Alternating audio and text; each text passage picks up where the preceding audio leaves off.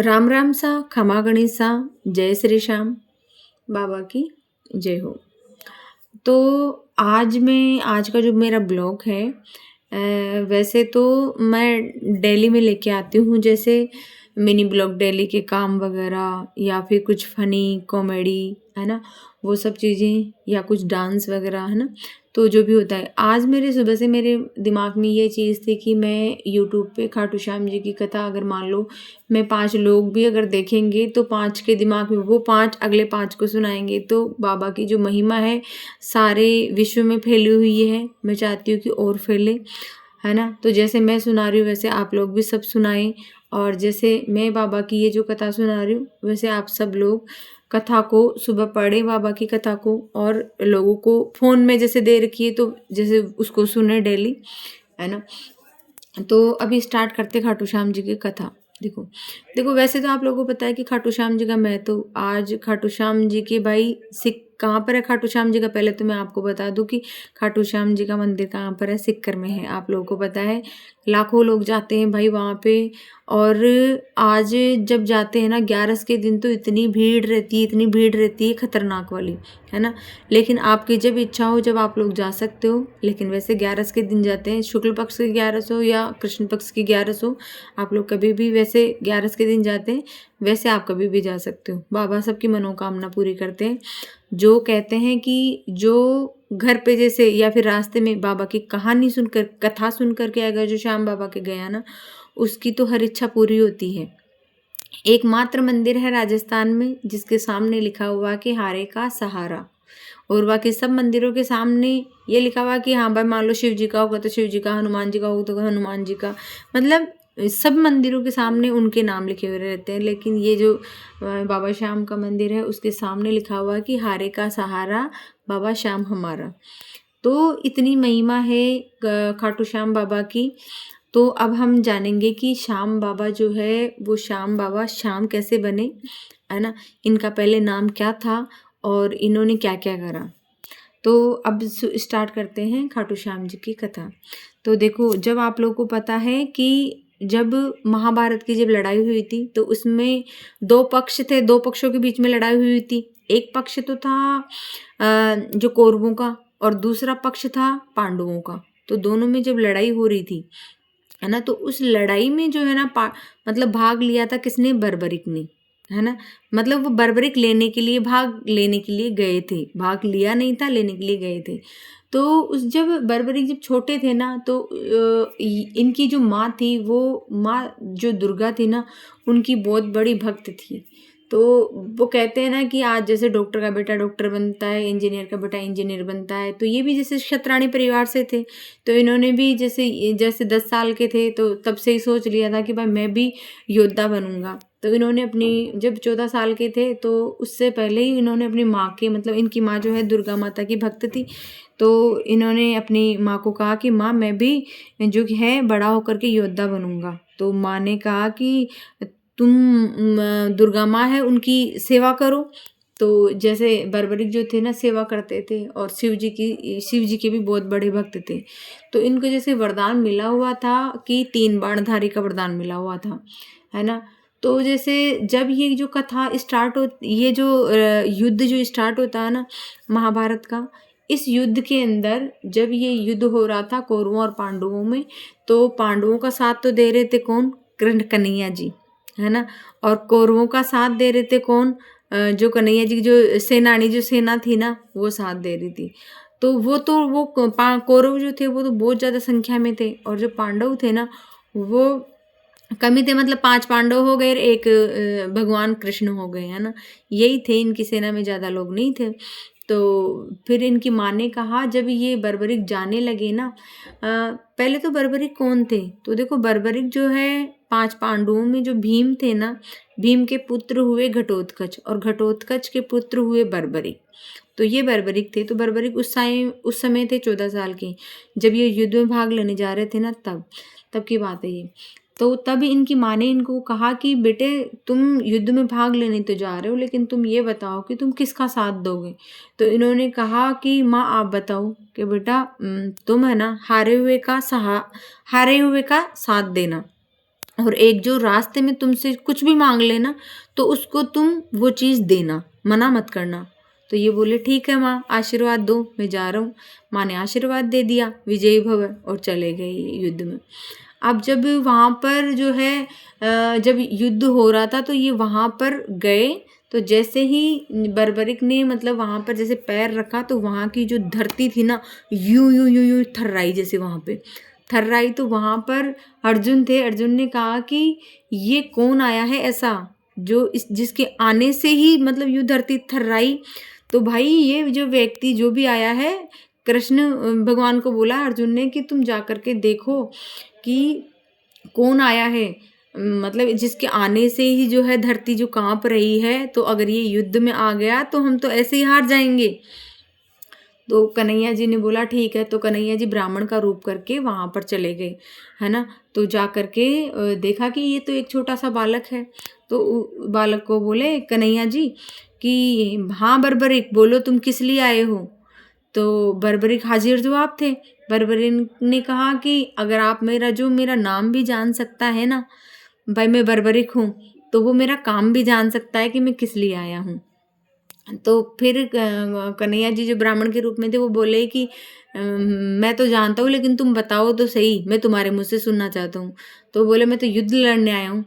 तो जो ब्राह्मण के रूप में जो कन्हैया जी थे वो बोले कि तुम छोटे से बच्चे, क्या तुम युद्ध लड़ोगे? अभी तुम्हारे खाने खेलने की उम्र है, जाओ जा करके मतलब खेलो जा करके, यहाँ पर क्या है बेटा। तो बोले कि नहीं, मैं तो युद्ध लड़ूंगा। बड़ा यार, बड़ा जज्बा है इसके अंदर तो, जो युद्ध लड़ेगा। कि तुम में ऐसा क्या है कि जो तुम युद्ध लड़ोगे? मैं तो युद्ध लड़ूंगा, मुझे जीतना है युद्ध। बोले हैं कि तुम में इतना जज्बा क्या है? है मुझ में क्या कि तुम में इतनी काई की शक्ति है कि मेरे पास के मेरे जो तरकस में जो 3 बाणधारी है ना, वो पूरे युद्ध को समाप्त कर देंगे, इतनी शक्ति है मेरे पास। कहें कहा। तो बोले अच्छा, तुम में इतनी शक्ति है ना, तो मैं तुम्हारी परीक्षा लेता हूँ। उन्होंने मतलब पंडित के रूप में जो थे ना कन्हैया जी, वो बोले कि ठीक है मैं इसकी परीक्षा लेता हूँ। तो उन्होंने कहा कि ये जो पीपल का पेड़ है ना, इस पीपल के पेड़ में जितने भी पत्ते हैं ना, उन पत्तों में छेद कर दो। अगर तुमने एक बाण से अगर सब में छेद कर दिए ना, तो मैं तुम्हें मानूंगा कि हाँ तुम युद्ध में जीतने लायक हो। तो उन्होंने बर्बरिक ने निकाला अपनी तरकश में से बाण और चला दिया। चलाया तो सारे जो भी पेड़ के पत्ते थे ना भाई, उनमें सब में छेद हो गए। एक पत्ता नीचे गिरा हुआ था, तो जो पंडित जो थे ना ब्राह्मण देवता, उन्होंने अपने पैर के नीचे कर लिया। तो वहां पर पैर के पास में जो वो बाण था ना, वो यूं यूं यूं यूं घूमने लग गया। तो यूं घूमने लग गया। तो बर्बरिक ने कहा कि क्या कर रहे हो, अपना पैर हटाओ, आपके पैर के नीचे एक पत्ता है, इसलिए यहाँ पर ये घूम रहा है। तो उस ब्राह्मण देवता बोले कि यार क्या गजब है, इसको पता है कि हाँ भाई मेरे पैर के नीचे पत्ता है। तो उन्होंने फिर पैर हटाया, तो उस पेड़ उस जो पत्ता था ना उनके पैर के नीचे, उसमें भी फिर छेद हो गया। तो मतलब उस पेड़ के सारे पत्तों में देखा तो सारे पेड़ के पत्तों में मतलब छेद हो गया। तो जैसा ब्राह्मण देवता ने कहा था वैसा का वैसा पूरा हो गया।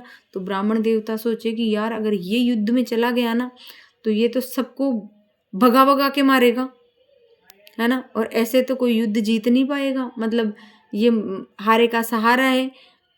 तो ब्राह्मण देवता कहते हैं कि तुम ये बताओ तुम किसकी तरफ से युद्ध लड़ोगे। तो वो बोले कि मैं तो मेरी माँ को वचन दे के आया हूँ कि मैं हारे का सहारा रहूँगा, और जो हारेगा मैं उसका साथ दूंगा। तो कोई जो हारेगा, कौरव हारेंगे तो तुम कौरवों की तरफ चले जाओगे, पांडव हारेंगे तो तुम पांडवों की तरफ चले जाओगे। तो फिर ऐसे तो कोई युद्ध जीतेगा ही नहीं। तो फिर बर्बरी के कन्हैया जी बोले, मतलब जो ब्राह्मण देवता के रूप में थे ना, वो बोले कि ऐसे तो कोई युद्ध जीतेगा ही नहीं। तो फिर बर्बरिक ने कहा कि तो फिर आप बताओ, आप मेरा मार्गदर्शन करो महाराज, भाई मैं क्या करूं। बोला मैं तो ठीक है मैं तुम्हारा मार्गदर्शन करता हूँ। कि मैं मेरी बर्बरिक बोलते हैं कि मैं मेरी माँ को वचन दे के आया हूँ कि मैं हारे का सहारा बनूंगा, और अगर रास्ते में मुझसे कोई कुछ भी मांग लेगा ना, तो मैं उसको मना नहीं करूँगा। तो अब भाई कन्हैया जी जो ब्राह्मण देवता के रूप में थे, वो बोलेगी हे बर्बरिक, धरती के कल्याण के लिए आज मुझे जो है ना, मतलब एक शीश के दान की जरूरत है। तो एक शीश का दान चाहिए मुझे। तो कन्हैया बर्बरिक बोले कि जो शीश का दान मांग सकता है ना, वो नॉर्मल आदमी तो नहीं हो सकता। आप अपने असली रूप में आओ, जब मैं आपको वचन देता हूँ कि मैं आपको मेरा क्या शीश दान में दे दूंगा, है ना। लेकिन आप जो मेरा नाम जान सकता है, जो मेरे शीश का दान भी मांग सकता है ना, तो मैं धरती के कल्याण के लिए मैं अपना शीश दान दूंगा, लेकिन आप असली रूप में आओ। तो बर्बरिक वो कन्हैया जी कहते हैं कि ठीक है। कह देखो, मैं ना जो क्या नाम से तुम्हारा शीश का दान मैं इसलिए ले रहा हूँ, क्योंकि है ना कन्हैया जी जो है वो कन्हैया जी जो है ना, वो तो कृष्ण भगवान जो तो है ना, वो अपना शीश का दान नहीं दे सकते, क्योंकि उन्होंने इस युद्ध को रचा है। और जो अर्जुन है वो नहीं दे सकता, क्योंकि उसको ये युद्ध खेलना है ना। और बच्चे तुम, है ना, तो मैं तुमसे मांग रहा हूँ। तो क्योंकि इस धरती पे, इस धरती का कल्याण करने के लिए 3 ही आदमियों की शीश की जरूरत है। तो 3 में से 3 आदमी हैं जो मतलब शीश दे सकते हैं। कौन कौन? कृष्ण भगवान, अर्जुन और बर्बरिक तुम। तो 2 जो इंसान है वो तो दे नहीं सकते। कौन कौन? कृष्ण भगवान और अर्जुन। क्योंकि कृष्ण भगवान क्यों नहीं दे सकते? क्योंकि उन्होंने तो इस युद्ध को रचा है। और अर्जुन क्यों नहीं दे सकते? क्योंकि उनको इस युद्ध को खेलना है, लड़ना है मतलब। और बच्चे तुम, तो तुम धरती के कल्याण के लिए अपना शीश दो। तो बर्बरिक ने तो पहले हाँ कर दी थी, ठीक है मैं दे दूंगा। तो उन्होंने उनको असली रूप में आने के लिए कहा। तो कन्हैया जी फिर आ गए अपने असली रूप में और बोले क्या आप हो? बर्बरिक बोले कि हाँ मैं हूँ। वो जान गए भाई कन्हैया जी हैं। तो कहे चलो ठीक है। तो कन्हैया जी बोले कि अगर तुम्हारी कुछ कोई और लास्ट की इच्छा है तो बता दो। बोले कि हाँ मेरी इच्छा है, मैं ये युद्ध लड़ने आया था, लेकिन मैं ये युद्ध लड़ तो नहीं सका, लेकिन मैं इस युद्ध को देखना चाहता हूँ। तो बोले चलो ठीक है। तो उन्होंने उनका शीश का उन्होंने दान दे दिया बर्बरिक ने। तो शीश का दान देने के बाद में कन्हैया जी ने उनको अमृत का प्याला पिलाया शीश को। और जो हिमाचल प्रदेश में जो मतलब चंद्रचूड़ पहाड़ी पे उनके शीश को रख दिया, है ना। आज भी वहीं पे मंदिर बना हुआ है उनका, है ना। तो अभी जैसे सर्दियों में वहाँ पर बहुत ज़्यादा बर्फ़ जमी हुई रहती है, तो क्या नाम से वहाँ पर उनका मतलब शीश को रख दिया देखने के लिए, भाई तुम देखो यहाँ से। अब भाई रख दिया, वहाँ पर कौरवों पांडवों में लड़ाई हो रही, कौरवों पांडवों में लड़ाई हो रही, तो पांडव जीत गए। अब पांडव जीत गए ना, तो पांडवों में भी फिर वो आ गया, एक घमंड सा आ गया कि जैसे मेरे कोई बोल रहा है मेरी वजह से जीता है, कोई बोला मेरी वजह से जीता है, कोई बोला मेरी वजह से जीता है। तो पांडव जाकर के कृष्ण भगवान को बोले कि हे कृष्ण भगवान, हे कन्हैया, कि तुम बताओ हम युद्ध किसने किसकी वजह से जीता है। तो बोले मैंने तो देखा ही नहीं, क्योंकि मैं तो रथ चला रहा था ना, और रथ चलाते हुए मैं युद्ध देखूं ये तो हो ही नहीं सकता, क्योंकि रथ चलाने वाले का ध्यान तो सामने रहता है, बिल्कुल चारों तरफ तो देख ही नहीं सकता ना, कि ये तो छलिया है, ये तो नहीं बताएगा। तो चलो अब क्या करें। तो बोला अब क्या करें। बोला एक जना है जिसने ये युद्ध देखा है। कौन? चलो मैं बताता हूँ। तो वो ले गए उन सबको, कहाँ पर? बर्बरिक के जो जो उनका जो सर रखा हुआ था ना वहाँ पर। तो बर्बरिक ने बोला कि उनको पूछा कि तुम बताओ बर्बरिक, युद्ध किसने मतलब किसने किसकी वजह से जीता है। तो बर्बरिक ने कहा कि मैंने जिधर भी देखा ना, उधर लड़ता हुआ भी कन्हैया था, तो मरता हुआ भी कन्हैया था। जिसने मतलब युद्ध प्रहार किया वो भी कन्हैया था, जिस पे प्रहार हुआ वो भी कन्हैया था। तो भाई इस बात से कन्हैया जी इतने खुश हुए, इतने खुश हुए। तो उन्होंने फिर उनको वरदान दिया बर्बरिक को कि आने वाले कलयुग में तुम इतने पूजे जाओगे, इतने पूजे जाओगे कि करोड़ों लोग तुम्हारे वहाँ पर आएंगे, और तुम्हारे जो भी दरबार पे तुम्हारी कथा सुन करके जो भी आ गया ना पहली बार, वो खाली हाथ नहीं जाएगा, है ना, उसकी झोली भरी हुई जाएगी। और तुम जो है ना हर एक का सहारा कलयुग में कहलाओगे, तुम खाटू श्याम जी के नाम से जाने जाओगे तुम, है ना। तो उनको इतने वरदान दिए और कहा कि जो वृंदावन में जो कन्हैया जी को जो मानते हैं ना लोग, है ना, जो कलयुग में लोग तुम्हें मानेंगे, है ना, और मेरी जो 16 कलाएं जो है ना खुल करके वो तुम्हारे मस्तिष्क पे बंध जाएगी, है ना। और मतलब जो भी दुखियारा तुम्हारे द्वार पे आएगा या घर बैठे भी तुम्हें याद करेगा ना, तो तुम सबका हारे का सहारा बनोगे और तुम कलयुग में बहुत पूजे जाओगे तुम्हारे, है ना। तो ये है भाई खाटू श्याम जी की कथा, है ना, जो मतलब आज मैं खुद सुनती हूँ ना तो ऐसे जैसे कोई चीज़ को लेकर के ऐसे ज़्यादा सोचती रहती हूँ, दिमाग थोड़ा सा ऐसे रहता है ना, तो वो कथा सुनने से मेरा दिमाग ही ऐसे सही हो जाता है। तो मेरा तो यही है कि आप सब भी खाटू श्याम जी की कथा सुने और लोगों को भी सुनाएं, है ना। तो यही है खाटू श्याम जी की कथा। जाओ बाबा के जाओ आराम से, है ना। तो जब बाबा भी जब हारे का सहारा बने तो आप सब भी लोगों की थोड़ी बहुत मदद करो। नमस्कार। इस वीडियो को थोड़ा शेयर करना लोगों को। खमा गणिसा।